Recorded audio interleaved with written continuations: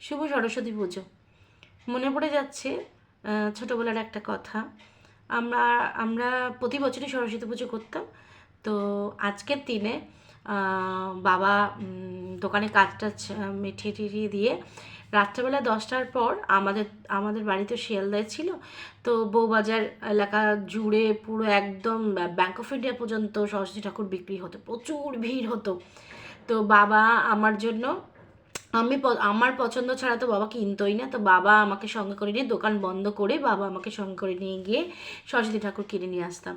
আর আমার দাদা, আমি, আমরা, আমার মা, আমরা সবাই মিলে কী করতাম, ওই ঠাকুর নিয়ে আসতাম। নিয়ে এসে সামনে ঘরে ঢুকেই একদম সামনের দিকে আমরা 3 ভাই বোন মিলে আর আমার মা সবাই মিলে ওই ঠাকুরের জায়গাটা খুব সাজাতাম। আমি আলপনা দিতাম, ঠাকুর নিয়ে এসে বসিয়ে তার জন্য নতুন নেল পালিশ কিনে নিয়ে এসে ভালো করে হাতে নেল পালিশ, পায়ে ভালো করে একটুখানি কালার আলতা দিয়ে তারপর গয়না নিয়ে আসতাম, গয়না টয়না পরিয়ে এসে এটা মানে অনেকটা রাত 1টা 1:30 পর্যন্ত চলতো। নানা রকম সেই তখন ঘরের মধ্যেই আর কি ওই কী বলে ওটা, কাগজ কেটে কেটে ডিজাইন করা, হ্যাঁ, দিয়ে কাপড় মাপ পেছনে কাপড় দিয়ে দিত, সাজিয়ে দিত।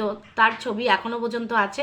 তো এইভাবে রাত্রেবেলা 1টা 1:30 পর্যন্ত সরস্বতী ঠাকুরের এরকম প্রস্তুতি করতাম এবং তার পরের দিনকে মাই সব জোগাড় করে দিত পুজোর এগুলো।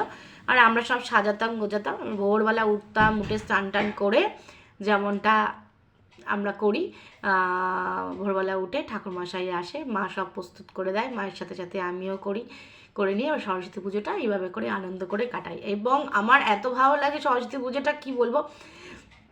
পুজো হয়ে যাওয়ার পরেই মা তো খিচুড়ি করতো, কখনো লুচি করতো, মানে ভালো ভোগ দিত, আমাদের জোড়া ইলিশ এরকম হতো।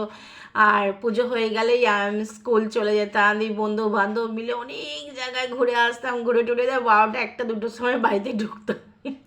আর ভয়ও পেতাম, কারণ আমি বেশি লেট করলেই মা খুব বকাবকি করতো। কিন্তু এই সরস্বতী পুজোটা আমার সব থেকে ফেভারিট পুজো, যে আমি ওই মানে ওই একটা দিন সারা দিন ঘুরতাম স্কুলে চারিপাশে চত্বরে, মানে প্রতি বছর এত আনন্দ করতাম, সরস্বতী পুজোর জন্য অপেক্ষায় থাকতাম যে কখন সরস্বতী পুজো আসবে আর আমি আনন্দ করব। এটা আমার জীবনের সব থেকে মানে কি বলবো, খুব আনন্দের দিন, মানে ভীষণ আনন্দের, ভীষণ ভালো লাগে সেজে গুজে শাড়ি পরে ঠাকুর দেখতে যাওয়া, হ্যাঁ, বন্ধুরা মিলে আড্ডা দেওয়া, গল্প করা। আমি মানে কলেজ লাইফ পর্যন্ত একদম দারুণ মজা করেছি।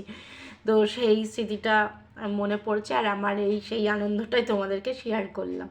টাটা, হ্যাপি সরস্বতী পুজো। আর সবাই ভালো থাকো, সুস্থ থাকো, আনন্দ করো। আর কি বলবো, এখন তো অনেক ব্যাপার হয়ে গেছে, সরস্বতী পুজো মানেই হচ্ছে ভ্যালেন্টাইন্স ডে। টাটা।